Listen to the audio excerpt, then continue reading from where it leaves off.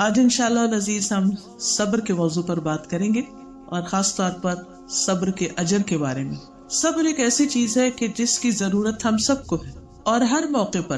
عام طور پر یہ سمجھا جاتا ہے کہ صبر شاید تکلیف دہ حالات میں کرنا ہوتا ہے یا غم اور پریشانی کے موقع پر ضروری ہوتا ہے، لیکن حقیقت یہ ہے کہ صبر تو ہر وقت کی ضرورت ہے۔ ہر موقع پر انسان کو صبر کا دامن تھامنا چاہیے۔ نقصان کا موقع ہو تو اس وقت صبر یہ ہے کہ انسان اپنے آپ کو مایوسی سے بچائے، پریشان ہونے سے بچائے۔ اگر فائدہ ہو تو اس وقت صبر یہ ہے کہ انسان اپنے آپ کو احساس برتری سے بچائے، اپنے اندر تکبر نہ آنے دے، اپنے آپ کو بڑی چیز نہ سمجھے۔ بیماری ہو تو اس موقع پر صبر یہ ہے کہ انسان آہو پکار نہ کرے، دوسروں کو پریشان نہ کرے۔ صحت اور تندرستی ہو، طاقت ہو تو اس موقع پر صبر یہ ہے کہ انسان اپنے اندر فخر اور ناز اور غرور کے جذبات نہ آنے دے بلکہ ہمدل رہے۔ اسی طرح اگر کوئی ہمیں بھڑکائے یعنی غصہ دلائے تو اس وقت صبر یہ ہے کہ انسان اپنے آپ کو ٹھنڈا رکھے، بھڑکنے سے بچائے۔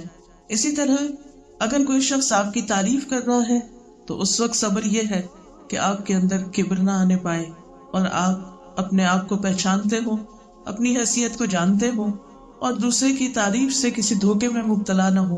اسی طرح اگر کوئی شخص تنقید کر رہا ہے، آپ کو کریٹیسائز کر رہا ہے تو اس وقت صبر یہ ہے کہ آپ اپنے آپ کو غیر ضروری دفاع سے بچائیں، فوراً اپنے آپ کو ڈیفینڈ کرنا نہ شروع کر دیں یا اپنے آپ کو صرف بچانے کی کوشش نہ کریں، بلکہ تنقید کو بہت تحمل اور بہت صبر کے ساتھ سن کر اگر ضرورت ہو تو اپنی اصلاح کر لیں، اور اگر ضرورت نہ ہو تو ایک کان سے سن کر دوسرے سے نکال دیں اور اپنا کام کرتے چلے جائیں، کیونکہ صبر کے بغیر انسان زندگی میں آگے نہیں بڑھ سکتا۔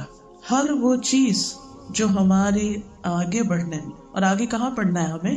اللہ سبحانہ وتعالیٰ کی طرف، اللہ کی رضا کی طرف، اس جنت کی طرف جس کی وسعت آسمان و زمین کے برابر ہے، اس کی طرف بڑھنے میں جب بھی کوئی چیز رکاوٹ ڈالے، خواہ وہ کوئی اچھی چیز ہے یا بظاہر کوئی ناپسندیدہ چیز ہے، تو ایسے موقع پر اپنے اوپر کنٹرول رکھنا، اپنے آپ کو تھام کر رکھنا، اپنے سینسز میں رہنا، اپنے لیے وہ کرتے رہنا جو ہمیں کرنا ہے، اپنے کام سے نہ رکنا، کسی ڈسٹریکشن کا شکار نہ ہونا، اور اللہ سبحانہ تعالیٰ سے ہر حال میں راضی رہنا۔ ساری زندگی صبر کی زندگی ہوتی ہے مومن کی۔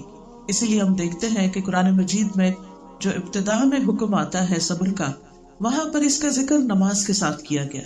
یا ایھا الذین آمنوا استعینوا بالصبر والصلاۃ، اے لوگو جو ایمان لائے ہو، صبر اور صلاۃ کے ساتھ مدد لو۔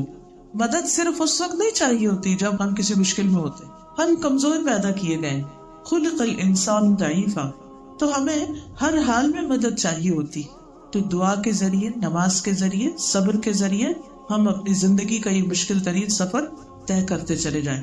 تو جب صلاۃ کے ساتھ اس کا ذکر ہوا تو اس میں بھی بڑا قابل غور اور بہت اہم نکتہ ہے، اور وہ یہ کہ ہمیں صلاۃ یا نماز کب تک پڑھتے رہنا ہے؟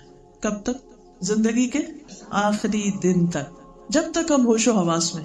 تو اسی طرح صبر بھی ہمیں آخر تک کرتے رہنا ہے، ہمیشہ کرتے رہنا ہے۔ اسی لیے بہت سی دعائیں اس بارے میں آتی ہیں جن کا ذکر میں آخر میں کروں گی، کہ جس میں انسان کو اپنے لیے صبار اور صبور ہونے کی دعا کرتے رہنا چاہیے، کیونکہ اس کے بغیر انسان اپنے آپ کو ضائع کر دیتا ہے، اپنے آپ کو تباہ کر دیتا ہے، اپنی ویلیو کھو دیتا ہے، اپنی قدر و قیمت کم کر لیتا ہے۔ لیکن صبر خاص طور پر مشکل مرحلوں میں، یعنی تکلیف کے وقت، پریشانی کے وقت، اور وہ پریشانیاں جن کا ذکر قرآن نے کیا، جس کا ہم سورۃ البقرہ کی آیت نمبر 155 اور 157 میں پڑھتے ہیں، وَلَنَبْلُوَنَّكُمْ بِشَيْءٍ مِّنَ الْخَوْفِ وَالْجُوعِ وَنَقْصٍ مِّنَ الْأَمْوَالِ وَالْأَنفُسِ وَالثَّمَرَاتِ وَبَشِّرِ الصَّابِرِينَ الَّذِينَ إِذَا أَصَابَتْهُم مُّصِيبَةٌ قَالُوا إِنَّا لِلَّهِ وَإِنَّا إِلَيْهِ رَاجِعُونَ أُولَٰئِكَ عَلَيْهِمْ صَلَوَاتٌ مِّن رَّبِّهِمْ وَرَحْمَةٌ وَأُولَٰئِكَ هُمُ الْمُهْتَدُونَ۔ ہم یقیناً تمہیں خوف، بھوک، مالوں، جانوں اور پھلوں کی کمی میں سے کسی نہ کسی چیز کے ساتھ آزماتے رہیں گے، یعنی کچھ نہ کچھ چلتا رہے گا، کچھ نہ کچھ ضرور ہوتا رہے گا، اور صبر کرنے والوں کو خوشخبری دے دیجیے یہ وہ لوگ ہیں کہ جب انہیں کوئی مصیبت پہنچتی ہے تو وہ کہتے ہیں کہ بے شک ہم اللہ کے لیے ہیں اور بے شک ہم اسی کی طرف لوٹنے والے ہیں۔ یہ لوگ وہ ہیں جن پر ان کے رب کی طرف سے کئی مہربانیاں ہیں، بڑی رحمت ہے، اور یہ ہدایت یافتہ لوگ ہیں۔ تو اس سے پتہ چلتا ہے کہ صبر کی خاص طور پر ضرورت، یعنی عمومی طور پر جنرلی ساری زندگی میں ضرورت ہے، مرتے دم تک ضرورت ہے، لیکن خاص طور پر ان مواقع پر زیادہ ضرورت ہے جس میں خوف، اور خوف مستقبل کا ہوتا ہے، عام طور پر خوف ایسی چیزوں کا ہوتا ہے، کچھ خوف تو واقعی حقیقی ہوتے ہیں اور کچھ خوف ایک بیماری ہوتے ہیں۔ نفسیاتی بیماری کے تحت انسان مختلف طرح کے خوف کا شکار ہے، جس کو فوبیاز بھی کہتے ہیں، کہ انسان بلا وجہ کچھ چیزوں سے گھبراتا ہے، ڈرتا ہے۔ تو بہرحال کسی بھی قسم کا خوف، بھوک، جو، اور بھوک جو ہے وہ ہماری ڈیزائر کو ریپرزینٹ کرتی، مختلف طرح کے ڈیزائرز ہوتی ہیں انسان کے اندر، اس موقع پر بھی صبر کی ضرورت ہوتی ہے، کیونکہ انسان کی ہر خواہش پوری نہیں ہو سکتی اور ہر وقت نہیں ہو سکتی۔ پھر وَنَقْصٍ مِّنَ الْأَمْوَالِ، مال کی کمی، کبھی جاب ہوتی نہیں، کبھی ہوتی ہے تو ایسی نہیں ہوتی کہ جس سے ساری ضروریات پوری ہو سکے، اور کبھی جاب جانے کا ڈر ہوتا ہے، بہت اچھی بھی ہوتی ہے تو اس میں خوف بھی شامل ہوتا ہے اور کمی کا احساس بھی ہوتا ہے۔ والانفس، نفسوں کی کمی، اور اس میں بھی آپ دیکھیے کہ کبھی دنیا سے چلے جاتے ہیں عزیز اور پیارے، کبھی ویسے ہی ساتھ چھوڑ جاتے ہیں، کبھی ہم انہیں چھوڑ جاتے ہیں، ہماری پرائیویٹ لائف میں بھی اور ہمارے کام پر بھی۔ کبھی بہت اچھے ورکرز ہوتے ہیں، ایک دم چھوڑ کے چلے جاتے ہیں، بزنس میں بھی اچھے پارٹنر ہوتے ہیں، ساتھ دینے والے ہوتے ہیں، وہ چلے جاتے ہیں، ان کی کمی ہو جاتی۔ پھر اسی طرح والثمرات، پھل، پھل دراصل کیا ہے؟ پھل فروٹس بھی ہیں، لیکن ہماری اچیومنٹس جو ہم نے زندگی میں کمایا ہوتا ہے، حاصل کیا ہوتا ہے، جو کچھ بھی ہمیں پروفٹس ملے ہوتے ہیں، کسی بھی چیز کا جو آؤٹ کم ہوتا ہے، ثمرہ جو ہوتا ہے وہ کسی بھی چیز کا آؤٹ کم ہوتا ہے بیسیکلی۔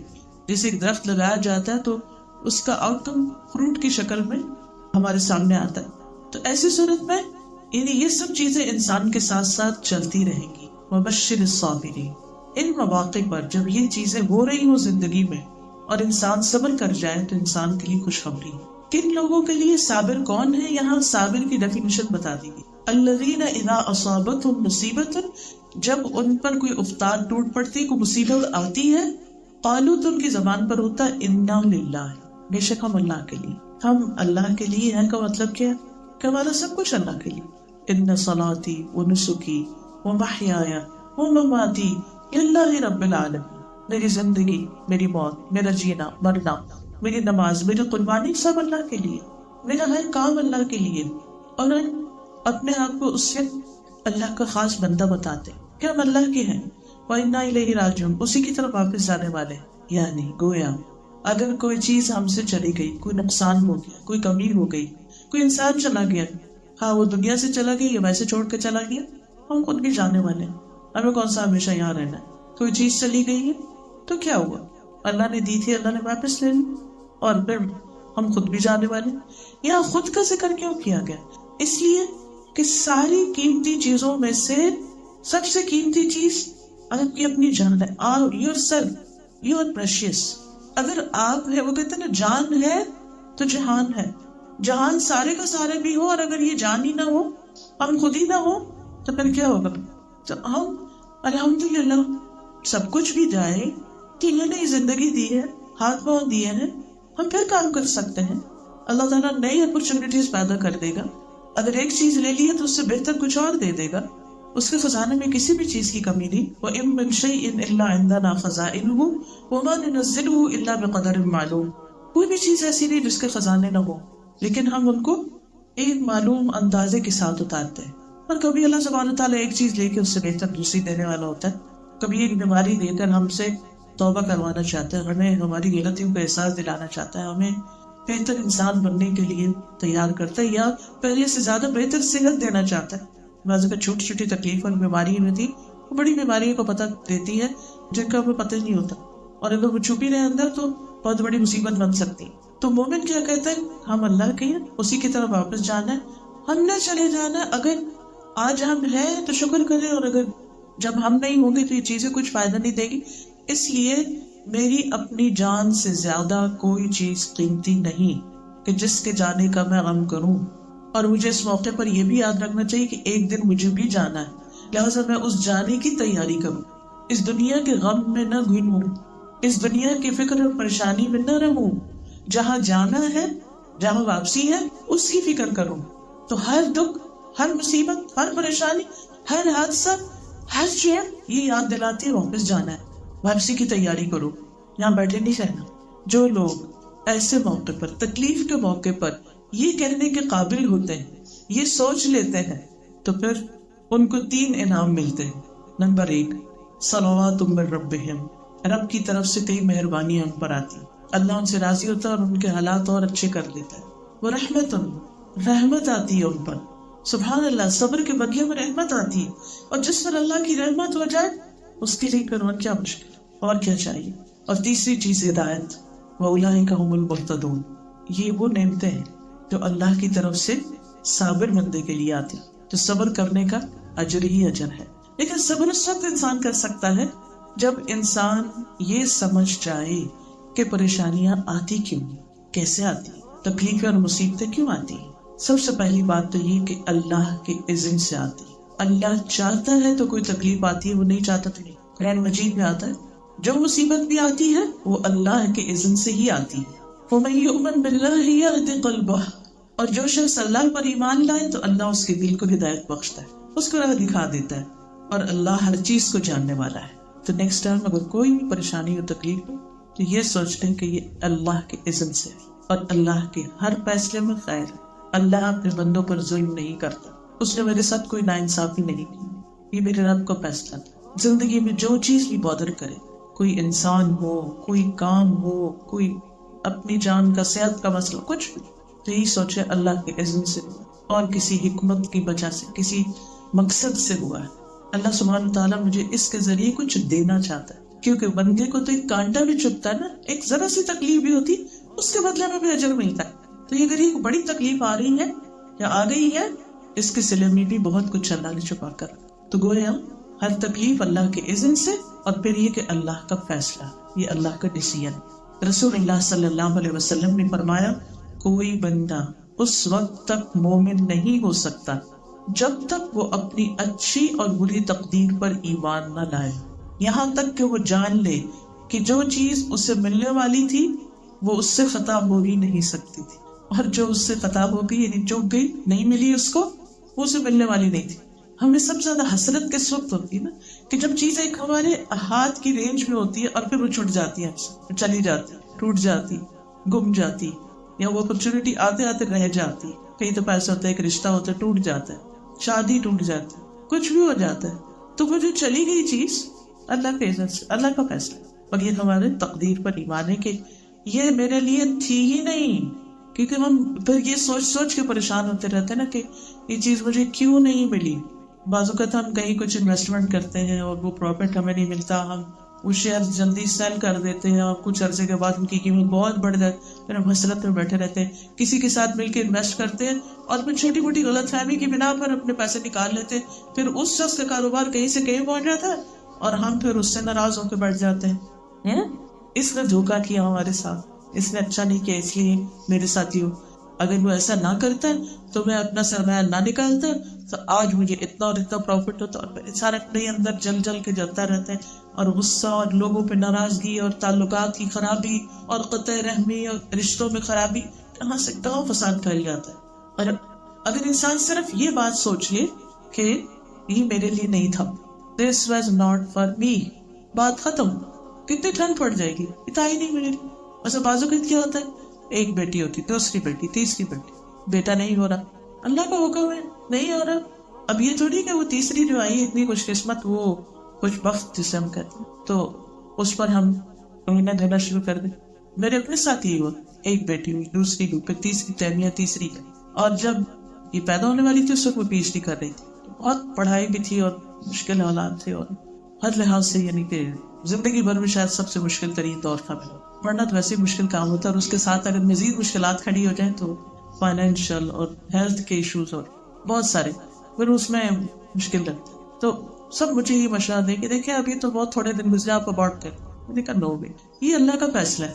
اس کو پتا تھا کہ میں نے پڑھنا ہے، اور اس کو پتا تھا کہ یہ میرے اوپر مشکلات آنی ہے، لیکن مجھے ایسا نہیں کرنا. اچھا جب پیدا ہوئی تو وہ بیٹی، اب اس وقت آپ خود سوچیے کہ تیسری بیٹی ہوگی کیا حاصل ہوگا, کیا فائدہ ہوگا. یعنی کہ یہ اللہ کا فیصلہ تھا, اللہ کا فضل تھا. اور شاید پہلی دو سے زیادہ پیار سے پالا, کیونکہ وہ پہلی دو کو چھوڑ کر گئی ہوئی تھی پڑھنے کے لیے. تو اب وہ دو کو چھوڑا ہوا تھا, تو جب اللہ نے ایک اور بیٹی دی تو وہ ماں کو کتنی پیاری ہو سکتی ہے. تو بہرحال میں کبھی کبھی سوچ کے کام پہ جاتی ہوں, اگر ذرا بھی کوئی مجھ پہ حاوی ہو جاتا یا ذرا بھی مجھ سے غلطی ہو جاتی اور اللہ کے فیصلے کو میں قبول نہ کرتی تو وہ کتنا بڑا نقصان کرتی. آپ کو نہیں پتا ہوتا کہ جس بچے کو لوگ یا آپ کا اپنا نفس یہ سوچتا ہے کہ یہ انوانٹیڈ ہے, ان پلانڈ ہے, اور طرح طرح کے نام دیتے ہیں, اور پھر ہم لوگوں کی باتوں میں آنے لگتے ہیں. اور کتنی خواتین کتنا بڑا گناہ کما لیتی ہے اللہ کی طرف سے بھیجی ہوئی ایک جان کو ختم کر کے, دنیا کا بھی نقصان, آخرت کا بھی نقصان. تو ایسے میں وقتی طور پر مشکل ضرور ہوتی ہے, لیکن اللہ سبحانہ تعالیٰ کا وعدہ ہے ان مع العسر یسرا, بے شک تنگی کے ساتھ آسانی بھی ہے. لیکن اس وقت ہمیں یہ بھول جاتی ہے, اور اس کے ساتھ کی آسانیاں بھی ہم بھول جاتی ہیں کہ اس کی وجہ سے اللہ سبحانہ تعالیٰ اور کیا کیا چیزیں اچھی کر دیتے ہیں, کیا کچھ ایکسپیرینس کرواتا ہے, کیا کچھ سکھاتا ہے. جیسے اللہ نہ کرے کسی کو کوئی بیماری ہو جاتی ہے تو اس کو بار بار ڈاکٹرز کے پاس جانا پڑتا ہے, کبھی ادھر ٹیسٹ کرانے جائے, کبھی ادھر جائے. کیا کچھ دیکھ رہا ہے, کیا کیا سوچتا ہے, کیا کچھ سیکھتا ہے انسان. ریسنٹلی ایک بہن کو اچانک کوئی تکلیف ہوئی تو ڈاکٹر کے پاس گئی. وہ کہتی ہے کہ وہ اتنا اچھا ڈاکٹر تھا, مسلمان ڈاکٹر تھا کوئی, اور اس نے اتنے اچھے طریقے سے میری بیماری کو بھی ایکسپلین کیا اور مجھے صبر کی تلقین کی. کہتی ہے کہ میرا اتنا ایمان بڑھا اس سے ملاقات کے بعد, اور مجھے یوں لگی کہ جب میں باہر نکلی تو مجھے کسی اور نے اٹھایا ہوا ہے کہ میں اپنے پاؤں پہ نہیں چل رہی, میں اپنے آپ کو اتنا لائٹ فیل کر رہی تھی. بعض کہا اللہ سبحانہ تعالیٰ آپ کو کسی ایسے شخص سے ملوانا چاہتا ہے اس مشکل میں ڈال کے. موسیٰ خضر کو جا ملے تھے, اسے ایک جواب اللہ تعالیٰ کو پسند نہیں آیا تھا موسیٰ علیہ السلام کا, جس کے نتیجے میں پھر ان کو وہاں بھیجا گیا تھا خضر علیہ السلام کے پاس. تو وہ جو ایک کے بعد ایک حادثہ ہو رہا تھا, ایک کے بعد ایک واقعہ پیش آ رہا تھا, تو اس میں کتنی مشکلات تھی. ان کے لیے ایکسپٹ کرنا مشکل ہو رہا تھا کہ یہ کیا کیا جا رہا ہے. مجھے جس شخص سے سیکھنے کے لیے بھیجا گیا تھا, اور یہ شخص کسی کو مار رہا ہے, کسی کے جس سے اچھا نہیں کیا اس کی دیوار بنا رہا ہے, اور جی کشتی کا سراغ کر رہا ہے. یہ کیا ہو رہا ہے؟ لیکن جو کچھ وہاں سکھایا گیا وہ صرف ان کے لیے نہیں تھا, ہم سب کے لیے بھی. ہمیں نہیں پتا ہوتا زندگی میں اللہ تعالیٰ ہمیں کس جگہ کس مشکل میں ڈال کے کہاں لے جا کے کیا سکھانا چاہتا ہے. اگر یہ واقعہ سچ ہے کہ کولمبس بھول کے پہنچا تھا امریکہ, تو یہ غلطی, اور یہ بھول اس میں بھی ایک حکمت تھی. یہ بھول بہت سارے انسانوں کی فائدے کی چیز میں بن گئی. بس جس وقت تکلیف پہنچتی ہے اور شدید پریشانی ہوتی ہے انسان کو, کوئی بھی خبر جو مرضی کی نہ ہو سن کے بس فوراً ایک جملہ کہہ دے انا للہ. تو ہم کہتے ہیں مگر وہ رسمی کہتے ہیں, دل میں کہا الحمدللہ الحمدللہ. اس کو کہتے ہیں صبر جمیل, کہ جب انسان بظاہر تکلیف میں ہوتا ہے لیکن اس تکلیف پر اس کا دل الحمدللہ کہ اللہ میں اس حال میں بھی راضی, میں اس حال میں بھی شکر گزار ہوں, خوش ہوں. پھر اسی طرح تکلیف انسان کے امتحان کے لیے بھی آتی ہے کہ بندہ اپنے آپ کو چیک کر سکے کہ وہ کہاں کھڑا ہے, ایمان کے کس درجے پر. کبھی کبھی ایسا بھی ہوتا ہے نا, ہمیں اپنے بارے میں بڑی خوش فہمی ہونے لگتی ہے کہ ہم بڑے مومن ہیں, بڑے نیک ہیں, بڑے اچھے ہیں. لیکن پھر کیا ہوتا ہے, کوئی ٹیسٹ آتا ہے تو ہم جب اس میں فیل ہوتا ہے تو پتہ چلتا ہے کہ ابھی تو بڑی کمزوری ہے. جیسے کسی بھی ایگزام میں آپ اپیئر ہوتے ہیں تب آپ کو پتہ چلتا ہے کہ آپ نے جو کچھ پڑھا ہے وہ آپ کو کتنا آتا ہے. پھر اسی طرح مشکل اس لیے بھی آتی ہے اللہ سبحانہ وتعالیٰ انسان کے ساتھ کسی بھلائی کا ارادہ کرتا ہے. رسول اللہ صلی اللہ علیہ وسلم نے فرمایا من یرید اللہ بہ خیرا یصب منہ, اللہ جس کے ساتھ بھلائی کا ارادہ کرتا ہے اس کو مصیبت میں مبتلا کرتا ہے. ہم تو اس کو سمجھ ہی نہیں سکتے کہ یہ کس طرح کی بھلائی ہے, لیکن حقیقت یہ ہے کہ اس کے بعد انسان جس طرح نکھرتا ہے, سنورتا ہے, اللہ کے قریب ہوتا ہے, اللہ کو پکارتا ہے, دعائیں کرتا ہے, وہ عام حالات میں نہیں کرتا. پھر اسی طرح ایک اور وجہ یہ ہوتی ہے کہ اللہ تعالیٰ بندے کو صاف کرنے کا ارادہ کرتا. نبی صلی اللہ علیہ وسلم نے فرمایا مسلمان کو جو بھی پریشانی, بیماری, رنج و ملال, تکلیف اور غم پہنچتا, یہاں تک کہ اسے کوئی کانٹا بھی چبھتا ہے, تو اللہ تعالیٰ اسے اس کے گناہوں کا کفارہ بنا دیتا. یعنی زندگی میں جو گناہ اور غلطیاں, کمیاں, کمزوریاں کی ہوتی ہیں بس سب کو صاف کر دیا جاتا ہے اس تکلیف کے ذریعے. ام سلمہ کی روایت میں وہ کہتی ہے کہ میں نے رسول اللہ صلی اللہ علیہ وسلم کو فرماتے ہوئے سنا, جب اللہ بندے کو کسی مصیبت کے ساتھ آزماتا ہے اور وہ اپنی حالت اور کیفیت کی بنا پر اسے ناپسند کرتا ہے کہ اللہ میں نہیں برداشت کر سکتا, تو اللہ تعالیٰ اس تکلیف کو اس کے گناہوں کا کفارہ اور اسے پاک کرنے کا سبب بنا دیتا، جب تک کہ وہ پہنچنے والی مصیبت کو اللہ تعالیٰ کے علاوہ کسی کے در پہ پیش نہیں کرتا یا اسے دور کرنے کے لیے غیر اللہ کو نہیں پکارتا، اللہ ہی سے مدد مانگتا ہے، اللہ سبحانہ وتعالیٰ اس کو گناہوں سے پاک صاف کر دے۔ پھر یہ کہ کسی پر بھی جو تکلیف ہوتی ہے وہ اس سے اللہ تعالیٰ کی محبت کی علامت ہوتی ہے۔ جب اللہ تعالیٰ کسی کو مشکل میں ڈالتا ہے تو دراصل اللہ تعالیٰ اس سے محبت کر رہا ہوتا ہے۔ اچھا، ہماری محبتیں کیا ہوتی ہیں؟ انسانوں کے ساتھ ہوتی ہے کہ جب ہم کسی کے ساتھ محبت کرتے ہیں تو اس کو خوش کرنے کی کوشش کرتے ہیں، اس کے لیے آسانیاں پیدا کرتے ہیں، لیکن اللہ سبحانہ تعالیٰ کی محبت مختلف ہے۔ ٹھیک ہے، جب اللہ تعالیٰ بندے سے خوش ہوتا ہے تو نعمتیں بھی ملتی ہیں، لیکن کبھی مشکلات کے راستے سے بھی ملتی ہیں۔ رسول اللہ صلی اللہ علیہ وسلم نے فرمایا، اللہ جب کسی قوم سے محبت کرتا ہے تو انہیں آزمائشوں میں مبتلا کرتے، پھر جو صبر کرتا ہے اسے صبر ملتا ہے، جو صبر کرتا ہے اسے صبر مل جاتا ہے، اور جو جزا فضا کرتا ہے اس کے لیے جزا ہوتا ہے۔ یعنی کوئی جو گھبراتا ہے، وہ اویلا کرتا ہے، روتا ہے، دھوتا ہے، پریشانی کا اظہار کرتا ہے، پھر وہ اسی حال میں ڈال دیا جاتا ہے۔ اور پھر یہ کہ یہ اللہ کے قرب کی علامت ہے۔ ابو سعید کہتے ہیں، انہوں نے کہا اللہ کے رسول صلی اللہ علیہ وسلم، لوگوں میں آزمائش کے لحاظ سے سب سے زیادہ سخت کون ہوتے ہیں؟ سب سے زیادہ تکلیفیں کس پہ آتی ہیں؟ آپ نے فرمایا انبیاء پر۔ انہوں نے عرض کیا پھر کس پر؟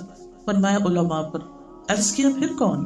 فرمایا نیک لوگ، ان میں سے کسی کو چچڑیوں اور جوؤں سے آزمایا جاتا ہے، اس کے جسم میں کیڑے پڑ جاتے ہیں، یہاں تک کہ وہ اسے قتل کر دیتی ہے، یعنی وہ بیماری اس کو مار ڈالتی ہے۔ کسی کو فقر سے آزمایا جاتا ہے، یہاں تک کہ وہ اپنے پاس ایک چھوٹی سی قمیص کے سوا کچھ نہیں پاتا، یعنی اس کے پاس پہننے کا کپڑا ہی کوئی نہیں سوائے ایک اس کے جو اس کے جسم ہے۔ ایسے لوگ دنیا میں جن کے پاس دوسرا کوئی جوڑا نہیں ہوتا، اور ان میں سے کچھ لوگ آزمائش پر خوش ہوتے ہیں بنسبت اس کے کہ جس کو کچھ ملتا تو وہ خوش ہوتا ہے۔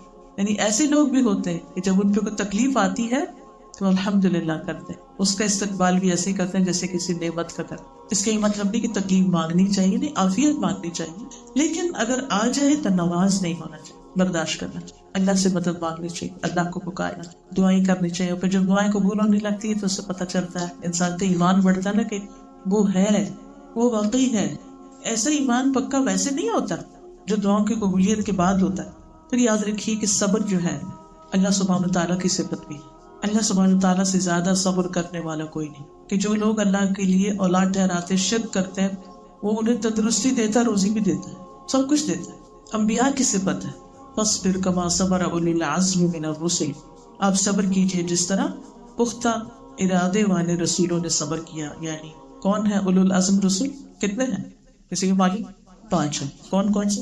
نوح علیہ السلام، ابراہیم علیہ السلام، موسیٰ علیہ السلام، عیسیٰ علیہ السلام، محمد صلی اللہ علیہ وسلم۔ تمام انبیاء میں سے یہ 5 افضل ہیں، اور پھر ان 5 میں سے محمد صلی اللہ علیہ وسلم، ان کو اولو العزم رسول کہا جاتا ہے۔ تو ان سب نے صبر کیا، یعنی ان کو اولو العزم کیوں کہا گیا؟ کیونکہ ان سب نے بہت صبر کیا تھا۔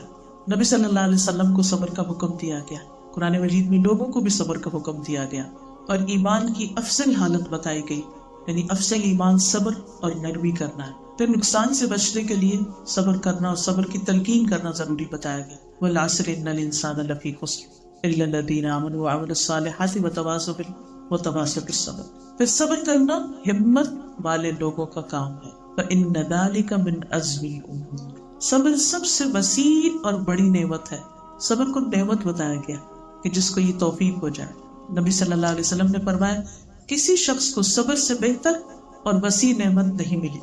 اب اتنی دیر سے ہم صبر کا لفظ بول رہے ہیں، صبر ہوتا ہے، صبر کا لفظی معنی کیا ہے اور پھر اس کا مفہوم کیا ہے۔ صبر کا لفظ یہ عربی زبان کا لفظ ہے، صبر یصبر سے، اور اس کا مادہ صاد با را ہے، اور مصدر بھی صبر ہے، جس کا لفظی معنی ہوتا ہے روکنا، تھام لینا، کنٹرول کر لینا۔ کہا جاتا ہے صبرت نفسی، میں نے اس کام میں اپنے نفس پر صبر کیا، یعنی اس کام پر نفس کو روک لیا۔ تو گویا صبر کیا، دوسرے لفظوں میں سیلف کنٹرول، آسان لفظوں میں کیا، سیلف کنٹرول، اپنے نفس کو کنٹرول کر لینا، آپے سے باہر نہیں ہونے دینا، اپنا چارج خود لینا، کسی اور کو اپنے اوپر حاوی نہ ہونے دینا۔ ورنہ کوئی تو آپ کو چند باتیں سنا کے پریشان کر کے چلا جائے گا، اور کوئی آپ کی تعریف کر کے پھسلا کے چلا جائے گا، کوئی کسی اور طرح سے فتنہ بن جائے گا، آپ کے لیے ہرٹ کرے گا۔ دراصل یہ سب سلیوری ہے، غلامی ہے۔ صبر کرنے والا دراصل لوگوں کی غلامی سے باہر آ جاتا ہے، وہ اپنے آپ کو لوگوں کے رویے کے تابع نہیں کرتا، کہ لوگ خوش ہیں تو وہ بھی خوش ہیں اور لوگ ناراض ہیں تو وہ پریشان ہیں. نو، اور وہ لوگوں کا معاملہ اللہ کے حوالے کر دے. بھوک پر صبر کیا ہے؟ جیسے روزہ اسے مقصد کے لیے رکھا گیا کہ ڈیزائرز کو کنٹرول کرنا ہے، چاہے کھانے کا معاملہ ہو، حلال حرام کا معاملہ، ان سب چیزوں پر سیلف کنٹرول، اپنے نفس کو کنٹرول کر، اپنے آپ کو ایسی چیز سے روک لینا جس سے اور جس پر روکنا واجب ہے. اللہ کی نافرمانی سے روکنا، اللہ کی اطاعت پر خود کو جمانا، اللہ سے اور بندوں سے ناراض ہونے سے روکنا، زبان کو شکایت سے روکنا، آنکھوں کو حرام چیزیں دیکھنے سے روکنا، کانوں کو غلط چیزیں سننے سے روکنا، دل کو بے چین ہونے سے روکنا. ہم ہاتھ بھی روک لیتے ہیں، ہم آنکھیں بھی بند کر لیتے ہیں، ہم کانوں میں بھی انگلیاں دے دیتے ہیں، ہم اپنے پاؤں کو بھی روک لیتے ہیں، ہم کبھی اپنی زبان بھی روک لیتے ہیں، نہیں بولتے، خاموشی اختیار کر لیتے. لیکن دل کو روکنا، یہ ہے اصل سب، کہ دل نارمل رہے، بے چین نہ ہو، پریشان نہ ہو، حد سے زیادہ غمزدہ نہ ہو، اضطراب نہ ہو، بے چینی، بے سکونی نہ ہو. جو شخص اپنے دل کو اللہ کے اذن سے محفوظ رکھتا ہے اور اس پر مختلف چیزوں کو حملہ آور نہیں ہونے دیتا اور اس کا ایک ایمان کا یا سکون کا لیول مینٹین رکھتا ہے، تو یہی شخص دراصل صبر کر رہا ہے. کتنی چیزیں جو میں بے قرار کر دیتی ہیں، بے چین کر دیتی، پریشان کر، اور پھر ہم سب کچھ بھول کر اسی کے بارے میں سوچنا. مشکل تو آتی ہے، لیکن پھر آپ نے کیا، بعض اوقات آپ دیکھیے آپ عبادت کر رہے تھے، آپ نماز پڑھ رہے تھے، اچانک کوئی ایک ایسا خیال، شیطان ایسا وسوسہ دل میں ڈال دیتا ہے کہ آپ کا سارا سکون لٹ کے رہ جاتا ہے اور آپ اتنے بے قرار اور اتنے مضطر اور مجبور ہو جاتے ہیں کہ جو کام آپ کر رہے ہوتے ہیں وہ اتنے اوور ویلمنگ سچویشن میں رہتی ہے کہ انسان نہ اس پہ فوکس کر سکتا. نماز میں تو نماز پہ فوکس نہیں کر سکتا، پڑھ رہے ہیں تو پڑھنے پہ فوکس نہیں ہے، کوئی کام کرے تو اس پہ فوکس نہیں ہے. آپ اتنا سارا فوکس اور ساری اٹینشن لوز کر جائے. سب چھوڑیے، سب سے پہلے ذکر شروع کر بلند آواز سے کہیے، حسبی اللہ لا الہ الا هو علیہ توکلت وہو رب العرش العظیم. سجدے میں پڑ جائیے، اللہ کیا کروں، اللہ میری اس کیفیت کو دور کر، میں اس حال میں نہیں رہنا چاہتی. چیزیں تو اپنے وقت پر ہی بدلیں گی، لوگ تو تبدیل نہیں ہوں گے، ان کی عادتیں نہیں بدلیں گی. یا اللہ تو مجھے صبر دے. کسی انسان سے ذکر نہ کرے، اللہ کے پاس جائے، اس کے آگے. اور بلیو بھی اگر آپ کی کرے، اللہ کے دل کو قرار دے گا انشاءاللہ. کیونکہ میرا پرسنل ایکسپیرینس، کچھ چیزیں ہوتی ہیں جو آپ کو شدید تکلیف دیتی ہیں، کیونکہ ہر انسان کو دیتی ہے. اللہ نے ہمارے اندر دل رکھا ہوا ہے، احساسات ہے ہمارے اندر، جذبات ہیں، ہم انسان ہیں، کبھی ٹھنڈا گرم محسوس ہوتا ہے. ہم پتھر کے بنے ہوئے نہیں ہیں، پتھر میں ٹوٹ کے گر جاتے ہیں تو دل کی سے نہیں ٹوٹ، دل میں ٹوٹتے ہیں. لیکن پھر ہم کیوں ٹوٹے دلوں کے ساتھ رہیں کہ ہم اپنے مقصد سے ہٹ جائیں، ہم اپنے کام کو چھوڑ بیٹھے، سجدے میں پڑے، پکارے رب کو. تھوڑی دیر کے بعد آپ دیکھیں گے آپ واپس نارمل ہونے لگے. وہ چیز وہی ہوگی، وہ مسئلہ وہی ہوگا، وہ وہاں تبدیلی نہیں ہوگی، ادھر تبدیلی ہو جائے گی، اندر تبدیلی ہو جائے گی. بس یہی صبر ہے کہ اندر تبدیلی ہو جائے. دیکھیے اگر کوئی نقصان ہے، کوئی بیمار ہے، کوئی کچھ ہے، ہم کیا کر سکتے؟ شفا تو اللہ کے ہاتھ میں، نقصان سے بچانا اللہ کے ہاتھ میں، دکھ دور کرنا اللہ کے ہاتھ میں. کچھ چیزوں میں ہمارا کچھ بھی ہمارا تو کسی چیز میں بھی نہیں، قطعاً کنٹرول نہیں، سب اللہ کے ہاتھ میں. بس ٹھیک ہے، اللہ کا فیصلہ، جب وہ چاہے گا ٹھیک ہو جائے گا. تو اس غم میں گل کے میں اپنی صلاحیتیں کیوں ضائع کروں، میں اپنی نمازیں کیوں خراب کروں، میں اپنے کرنے کے کام کیوں چھوڑ بیٹھوں. اب کیا ہوتا ہے جب انسان اپنے آپ کو اس بے چینی سے روک لیتا ہے اور اپنی زبان سے کوئی ایسی ناروا بات نہیں نکالتا، تو وہ دراصل پہلے سے زیادہ اسٹرانگ ہو جاتا ہے. کیونکہ من یعتصم باللہ فقد استمسک بالعروۃ الوثقی لا انفصام لہ، جو اللہ کا دامن تھام لیتا ہے وہ ایسا مضبوط کڑا پکڑتا ہے جو ٹوٹنے والا ہی نہیں. تو جب آپ کے ہاتھ ایسا مضبوط سہارا آ گیا تو اب آپ بہادر ہو گئے، اب آپ مضبوط ہو گئے، اسٹرانگ ہو گئے، اور آپ کے لیے باقی کام آسان ہو. اس طرح انسان اپنی زبان پر بھی کنٹرول کر لیتا ہے، اپنے آپ پر بھی کر لیتا ہے، اور سکون میں رہتا ہے، کیونکہ اللہ کی طرف سے اس کو ایک روشنی مل گیا. اسی لیے حدیث میں صبر کو روشنی کہا گیا ہے. وَالصَّبْرُ ضِيَاءٌ، صبر کرتا ہے نا انسان تو پھر اس مسئلے کا حل بھی انسان کو ملنے لگتا ہے. اچھا اب یہ کر، آپ یقین کریں اللہ کی طرف سے آپ کے دل میں ایسے ایسے خیال آئیں گے، اچھا یہ کر لو، کر لو، جیسے کہتے ہیں نا وہ آئیڈیا، ایسے ایسے آئیڈیاز آپ کو آنے لگیں گے کہ آپ کو نظر آنے لگے گا کہ مجھے اب کرنا کیا ہے. اس سچویشن آپ کو راہ مل جائے گی. جب انسان غم سے ڈال ہو جاتا ہے نا تو وہ راستہ کھو دیتا ہے، اسے پتہ نہیں چلتا مجھے کرنا کیا، کمزور پڑ جاتا ہے. اس کمزوری میں اس کے اندر سے ڈیسیژن پاور ختم ہو جاتی ہے. اب دیکھیے کہ صبر کو نور نہیں کہا گیا، ضیاء کہا گیا. الصبر ضیاء. نماز کے لیے آتا ہے کہ نماز نور ہے لیکن صبر ضیاء ہے، کیونکہ ضیاء میں حرارت بھی ہوتی ہے، ضیاء بعد سے ضیاء جی، جیسے سورج کے لیے آتا ہے جعل الشمس ضیاء، سورۃ یونس 5 میں آتا ہے تیز روشنی کے لیے آتا ہے، ٹھیک ہے، صرف روشنی نہیں، تیز روشنی جس میں حرارت بھی ہے۔ تو صبر کے اندر تپش ہوتی ہے نا، جیسے سورج کی روشنی میں تپش ہوتی ہے، صبر میں انسان کو مشقت ہوتی ہے، نماز سے انسان کو ٹھنڈک ملتی، تو انسان ساری زندگی میں اگر صبر کے عادی ہو جاتا ہے تو پھر انسان اللہ کی نافرمانیوں سے بھی بچ سکتا ہے، حرام کاموں سے بچتا ہے، کہ جیسے آتا ہے نا 7 لوگ عرش کے سائے تلے کے، ایک ان میں سے وہ ہوگا جسے ایک خوبصورت عورت زنا کے لیے بلایا اور وہ کہیں میں اللہ سے ڈرتا ہوں، اس کی بات نہ مانی، تو یہ صبر ہے۔ جیسے یوسف علیہ السلام، یس، پھر اپنے آپ کو انسان اطاعت پر جما لیتا ہے، اس نے اگر کوئی نیکی کا کام سوچا ہے نا تو پھر وہ ہر قیمت پر اسے کر لیتا ہے، باقی چیزوں سے نبٹ لیتا ہے، اس کو سمجھ آ جاتی ہے کہ اس مسئلے کو حل کیسے کرنا ہے، اللہ کے فیصلوں کو قبول کرنے لگتا ہے۔ تو صبر جو ہوتا ہے اللہ کی توفیق سے ہوتا ہے، اللہ کے فیصلوں پر ہوتا ہے، اللہ کی رضا کے لیے ہوتا ہے۔ اب اس کا اجر کیا ہے، فائدہ کیا ہے؟ سب سے پہلے تو وہی جو ہم پہلی آیت میں ہم نے دیکھا، 3 فائدے، صلوات، رحمت اور ہدایت، پھر مغفرت اور اجر۔ سورۃ الاحزاب میں آتا ہے 35 میں، والصابرین والصابرات، اور بھی کوالٹیز کے بعد پھر آخر میں آتا ہے اعد اللہ لہم مغفرۃ واجرا عظیما، ایسے لوگوں کے لیے اللہ نے بخشش اور بہت بڑے اجر کا وعدہ کر رکھا۔ پھر اسی طرح وَلَنَجْزِيَنَّ الَّذِينَ صَبَرُوا أَجْرَهُمْ بِأَحْسَنِ مَا كَانُوا يَعْمَلُونَ، اور یقیناً ہم ان لوگوں کو جنہوں نے صبر کیا ضرور ان کا اجر بدلے میں دیں گے، ان بہترین اعمال کے مطابق، اکارڈنگ ٹو جو وہ عمل کیا کرتے تھے، جتنا جتنا ان کا صبر ہوگا، جتنے جتنے عمل ہوگی، اسی کے مطابق اجر ہوگا۔ پھر یہ بھی یاد رکھیے کہ جتنی بڑی تکلیف ہوگی، جتنی بڑی آزمائش ہوگی، اتنا بڑا اجر ملے گا۔ یعنی بعض اوقات انسان کمپیئر کرنے لگتا ہے نا اپنے آپ کو دوسروں سے، یہ کچھ سچویشن سے، وہ کہتا ہے کہ تم مجھے صبر کے لیے کہتے ہیں، تمہیں تو پتہ ہی نہیں کہ جو مجھ پہ گزرنی، ہاں بالکل، لیکن آپ کے لیے اجر بھی اتنا ہی بڑا ہے۔ پھر اسی طرح خیر کثیر، وَلَئِن صَبَرْتُمْ لَهُوَ خَيْرٌ لِلصَّابِرِينَ، پھر بشارت وَبَشِّرِ الصَّابِرِينَ۔ پھر اسی طرح اللہ کی مدد، حدیث میں آتا ہے النصر مع الصبر، کامیابی مدد صبر کے ساتھ، وَاصْبِرُوا إِنَّ اللَّهَ مع الصَّابِرِينَ، صبر سے کام لو، اللہ ساتھ ہے صبر کرنے والوں کے۔ پھر فرشتوں کا ساتھ ملتا ہے، ان تصبروا وتتقوا ويأتوكم من فورهم هذا يمددكم ربكم بخمسة آلاف من الملائكة مصومين۔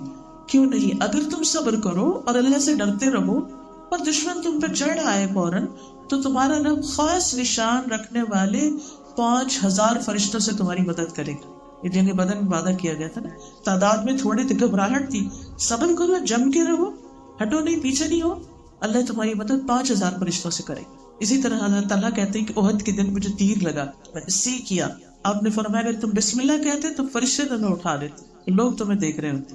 تو تکلیف پر بسم اللہ کہنا، اللہ کا نام لینا، یا اللہ، اللہ اکبر، سبحان اللہ، الحمدللہ، کوئی بھی اللہ کا ذکر کر دینا جو ہے وہ انسان کے لیے ایک دم اجر میں بہت بلندی کا ذریعہ۔ پھر اسی طرح اللہ کی محبت ملتی، واللہ یحب الصابرین، سورۃ آل عمران میں آتا ہے اللہ صبر کرنے والوں سے محبت کرتا۔ پھر کامیابی ملتی ہے، یا ایھا الذین آمنوا اصبروا وصابروا ورابطوا واتقوا اللہ لعلکم تفلحون، اے لوگوں جو ایمان لائے صبر کرو، مقابلے پر صبر کرو، جمے رہو اور ڈٹے رہو، اللہ سے ڈرو تاکہ تم کامیاب ہو جاؤ۔ پھر عزت ملنا، حدیث میں آتا ہے جس بندے پر کوئی ظلم کیا گیا، اس نے اس پہ صبر کیا تو اللہ اس کی عزت بڑھا دے گا، دین کی امامت ملنا۔ قرآن مجید میں آتا ہے وَجَعَلْنَا مِنْهُمْ أَئِمَّةً يَهْدُونَ بِأَمْرِنَا لَمَّا صَبَرُوا وَكَانُوا بِآيَاتِنَا يُوقِنُونَ، ہم نے ان میں کئی پیشوا بنائے، امام بنائے جو ہمارے حکم سے لوگوں کی ہدایت کا کام کرتے تھے جب انہوں نے صبر کیا۔ یعنی بڑے مقام تک، درجے تک وہی پہنچتا دنیا میں بھی جب انسان صبر کرتا ہے، اور وہ ہماری آیات پر یقین کرتے تھے۔ پھر دشمن کی چالوں سے تحفظ ملتا ہے انسان کو، وَإِن تَصْبِرُوا وَتَتَّقُوا لَا يَضُرُّكُمْ كَيْدُهُمْ شَيْئًا، اگر تم صبر کرو اور تقویٰ کرو تو ان کی چالیں تمہیں کچھ بھی نقصان نہیں دے گی، غور و فکر کی توفیق ملتی ہے۔ ان فی ذلک لآیات لکل صبار شکور، یقیناً اس میں نشانیاں ہیں ہر بڑے صابر اور شاکر کے لیے۔ پھر اسی طرح دنیا اور آخرت میں نعمتیں اور برکتیں ملتی ہیں۔ بنی اسرائیل کو جو نعمتیں ملی ان کے بارے میں آتا ہے وَتَمَّتْ كَلِمَةُ رَبِّكَ الْحُسْنَى عَلَى بَنِي إِسْرَائِيلَ بِمَا صَبَرُوا، اور تیرے رب کی بہترین بات بنی اسرائیل پہ پوری ہوگی اس وجہ سے کہ انہوں نے صبر کیا. کیا نعمت ملی تھی؟ Yes good. فرعون سے نجات ملی تھی. وَإِذْ نَجَّيْنَاكُم مِّنْ آلِ فِرْعَوْنَ يَسُومُونَكُمْ سُوءَ الْعَذَابِ يُذَبِّحُونَ أَبْنَاءَكُمْ وَيَسْتَحْيُونَ نِسَاءَكُمْ. اللہ تعالیٰ خود فرماتا ہے فِي ذَلِكُمْ بَلَاءٌ مِّن رَّبِّكُمْ. بس بہت بڑی آزمائش تھی، لیکن اللہ سبحانہ و تعالیٰ نے ان کے صبر کی وجہ سے انہیں اس سے نکالا.